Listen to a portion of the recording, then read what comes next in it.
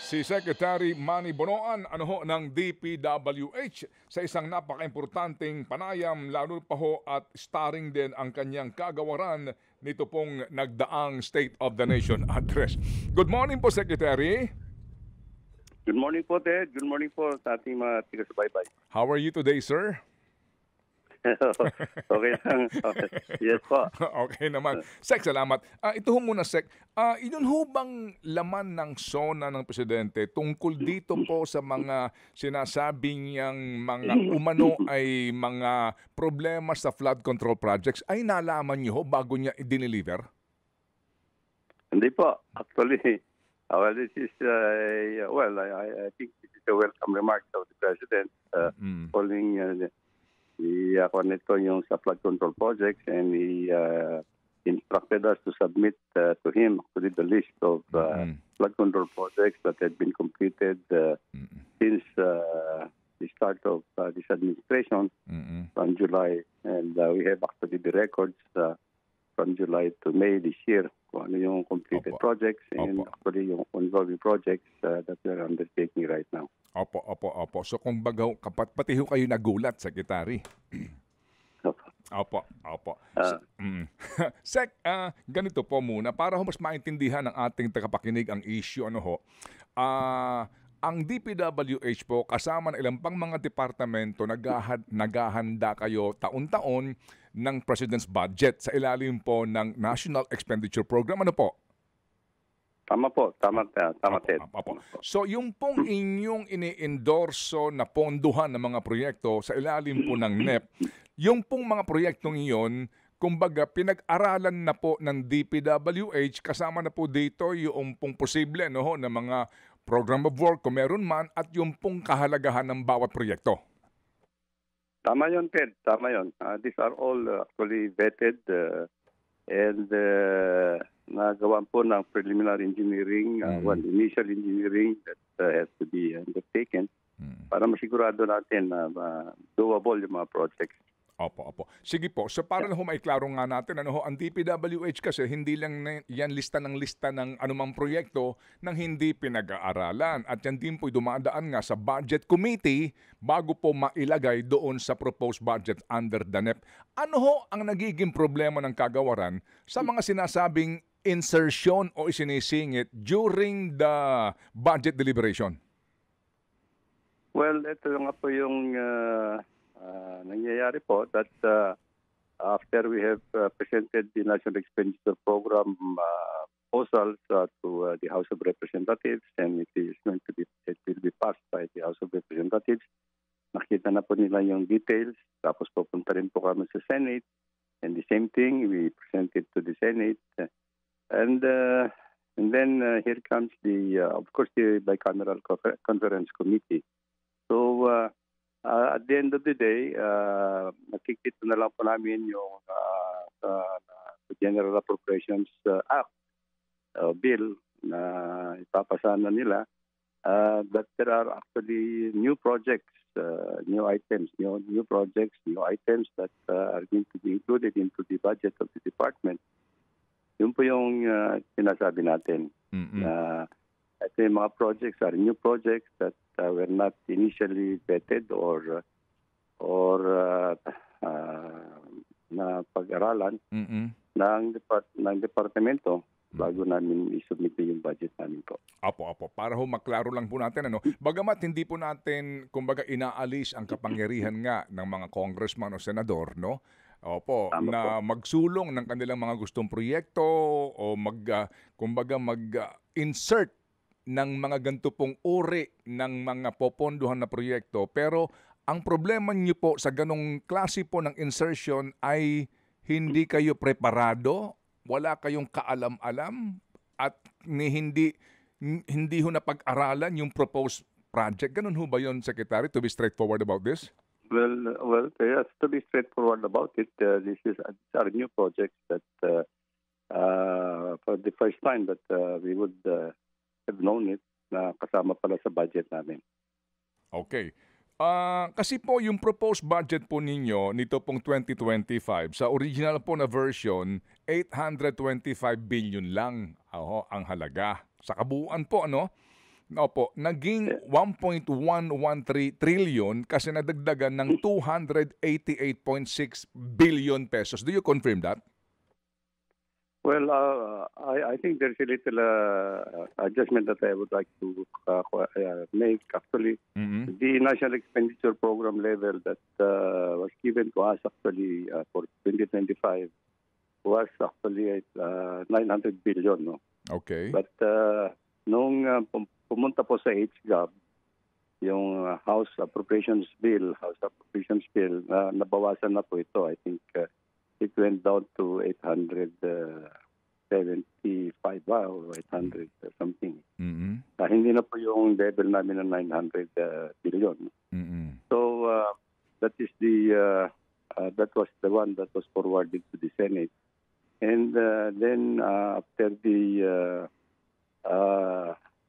General Appropriations Act, ang nangyari po ay nadagdagan po ng yung budget namin, the total naging 1.08 trillion pesos.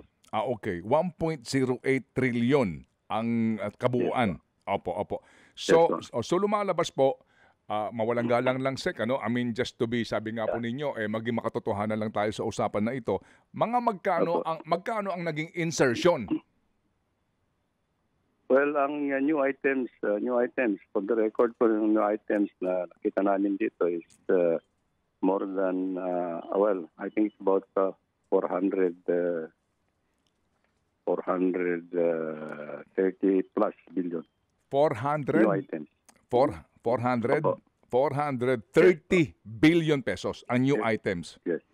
Opo, new items. Opo. Doon sa 430 billion na new items, ilan doon ang para sa flood management? Do you remember? Well, this is something that we are trying to tinitingnan po namin kung magkano yung flood control projects po na andun. Na-isolate po namin ngayon kung ilan po. But there are many flood control projects that were also included into that program po. Oo nga po. As a matter of fact, out of that, 26 billion was vetoed by the President. And many of those that were vetoed by the President are what we call ambiguous flood control programs or projects na nabito po ng ating Presidente. 26 billion ang na-veto ng Presidente doon sa 400 plus, sa kabuuang budget ng DPWH kasi ambiguous, meaning parang hindi klaro, malabo. Malabo po, yes. Opo. Okay, opo. So, sir, ito pong, ano ang danger, kung danger man na matatawag, o ano ang nagiging problema talaga dito ng DPWH kapag po mayroong mga insertion o kaninyo ay mga, ano ba tawag doon? New line items. New items. New items. It would take us some time actually to validate and vet it into the field. How we can implement it, but this is already part of the law, and all we have to do is to implement it the best way that we can actually.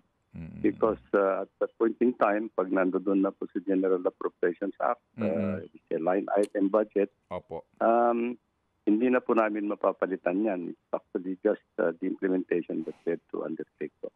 Okay. Kapag hubag ganyan na bahagi na po ng batas, no? Meron ng Republic Act na nga ito, may provision na po dito. Yun hubang DBM ay nauobliga na mag-release po ng Special Allotment Release Order dito o SARO para doon sa mga proyekto po na identified ng mga legislators? Yes po. I think they release it comprehensively po according to yung pong ano. Opo. May tumatawag, Sec. Pakisagot muna, sabihin po na meron lang tayo interview. Sorry po. Sorry, Sec. Opo. Hello, Sec? Yes. Okay, yes. Opo. Sige. Anyway, sige po. So, Sec, sa zona po ni Presidente, may sinasabi siyang flood control ay palpak at gumuho at yung iba guni-guni lang. Opo. Alam niyo ho ba ito? Itong guni-guni lang, ano ho ito? Ghost project ho ba itong tinutukoy ni Presidente? Maaari po yung tinatawag yung siguro po yung terminology ni ating presidente. And this is the reason why he wanted us to submit to him actually the list of projects that were included in our budget and the status of implementation of all these projects. Opo, opo. Iyan pong mga yang guni-guni lang ghost project. Paano niya kaya nalaman ito at paano kaya nangyayari 'yon? Para lang maintindihan po ng kababayan po natin. This is one thing. This is one thing that we'll have to validate po kasi there are that's why we are conducting an audit as well. We are conducting an audit as well into all the projects, particularly sa mga flood control projects that we have implemented or under implementation po ngayon. Kasi ang kwan po naman namin dito is the department has a project monitoring application that every project that is being implemented is recorded from the start up to the completion po. So we're looking at it and we'll verify it. The other thing is yung sinasabi rin nating presidente na palpak yung project, whether they are placed in the right place or kwan ba to, functional o nakakatulong pa sa pagsugpo ng flood control. Yun po. Karamihan po kasi at as we're saying, baka yung mga new items, we don't have any say in where they are being put into or located. Kasi sinasabi nga natin that this were not part of the original program of the President. Opo. Yun bang nabanggit sa Senator Ping Lacson na sa isang maliit na barangay, 1.9 billion, sa isang bayan po, less than 10,000 population, ay halos 10 billion na appropriations for flood control, nasilip niyo na ho ba yun? Sa Mindoro daw po ito eh. Ayan, tinitingnan po namin, Ted, kung ano ngayon, anong project yun. Opo, yung mga ganun po, ito na sinasabi nyo kasi nga insertion, hindi alam ito ng departamento. Yes po, yes po. Okay, sir, ito pong second part ng kanyang binabanggit ni Presidente, Regional Project Monitoring Committee. Sino po ang mga miyembro nito? Regional Monitoring Committee, ito siguro yung region. Opo, medyo nagchachapi lang po tayo, Sec, and we respect, baka ho kayo mobile ngayon, naunawaan po natin. Ano po ito, sir? Opo, go ahead, sir. There are yung regional monitoring function ng Regional Development Council po siguro ito. Ito po. Kasi ang process po kasi ng paggagawa ng budget ng, I can speak for the department. Ang mga projects po, kahit na yung mga priority projects at the legislative level, idadaan din po sa Provincial Development Council. At pagka okay po sa Provincial Development Council, pupunta pa rin po sa Regional Development Council. So yung entire process will have to undergo itong consultations at the provincial and regional level before we include it into our national expenditure program po. Opo, kasi nga yun ho ang dapat na proseso, di ba? Yun po talaga ang budget process. Okay, so Sec, to be again, naunawaan po namin kung gaano ho katindi ang trabaho nyo po sa mga panahong pang ito, ang dami nga pong tumamang kalamidad. Pero sa ngayon, saan ang challenge nyo rito? Kasi may sinasabi si Presidente, audit, and you have to publicize it, you have to be transparent about this. Ano ang challenge yung kakaharapin po dito sa usapin po ng transparency at paglalahad ng katotohanan? Well, I think yung sabi po namin, we are yung project monitoring application namin sa website, open to the public. To scrutinize po yung what has been done and what is being implemented po, and for to see if the projects would actually be useful to yung kinasasakupan at kung tama ba yung paggagawa ng yung proyekto. Yun po. And the other thing that we are initiating actually is that yung mga major programs will have to be validated and scrutinized at the department level before it is approved for implementation at the regional or district level. So, Opo, ang aking po tinutukoy dito nga na posibleng challenge, Sec, ay yung pong challenge to speak the truth. Yung impluensya po perhaps ng ilang pong, baka lang po legislators sa usapin po nitong, sabi po kasi dito ni Pangulong Marcos, mabigat po, Opo, ang sinasabi niya, makakasuhan ang lahat ng mga lalabas na may sala mula sa investigasyon, pati na ang kasabwat na kontratista sa buong bansa.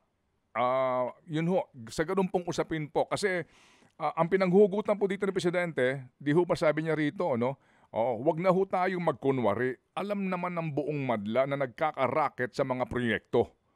Mga kickback, mga initiative, errata, SOP for the boys, etc. etc. So doon po sa ganun pong usapin na sinasabi ni Presidente, we will publicize this, we will expose itong mga sangkot dito. Doon po sa usapin na ganun, ano ang challenge nyo po kaya doon? Kung meron man po, Sec. well, ang plan po namin dito is all the records that we have in the department will be open to the scrutiny of the public, and of course, they should all be submitted to the President as he has instructed us to do so po. So from there, I think we'll try to find out kung ano ba yung where are the anomalies that taken. Ang kwan po lang namin dito sa department is that kung na-implement pa ito sa tamang paraan, technically, ano ba yung nailagay na mga bakal and yung mga ganun po. So, these are the things that we have to submit to the President. Opo. Sige po. So, Sec, may pahabol na po tanong si Chacha. Okay, Yes Cha, please. po. Sec, sabi niyo po, the list will be open to public. Sa ngayon po, pagbanggit ng Pangulong Marcos noon na nanghihingi siya ng listahan nitong mga proyekto na ito, sa ngayon po ba may initial list na kayo na tinitingnan ng mga proyekto? Kasi for sure, madami po yan. Pero initial list lang, meron na po ba? We will submit the entire list that we have actually. Kasi since 2022 July of 2022, I think we have completed about 9,800 flood control projects. And we are implementing about 5,800 projects right now. Ito yung mga projects in 2024 pa napunduhan. And part of them are actually in 2025. So all these things are open naman po for scrutiny. Oo. Pero Sec Manny, without naming kung saang lugar o kung sino yung kontratista o kung sino yung kongresista na may hawak ng proyekto, may mga red flag projects na po kayo sa ngayon? Tingnan po namin yung kwan lang natin. The things that we are trying to look into. Meron bang nadidelay? Meron bang nadidelay ng mga projects? Meron bang hindi na-implement? So, ito yung pong tinitingnan namin. Scrutinize po namin lahat yung mga records po namin ngayon. Opo. Sige. So, Sec Manny, naunawaan po namin ang inyo pong kinasadlakan ngayon, lalo pa ho at budget season na naman. Opo. Yes, sir. Sec, opo. Sana po ay makakuha ho kayo ng mahaba rin pong tulog at pahinga dahil mukhang matindi po itong inyong laban na haharapin, Sec Manny. Opo. Well, one thing good that the President has mentioned actually that he will not, due to it that the National Expenditure Program or the budget of the President would remain intact. Intact after the General Appropriations Act has been completed.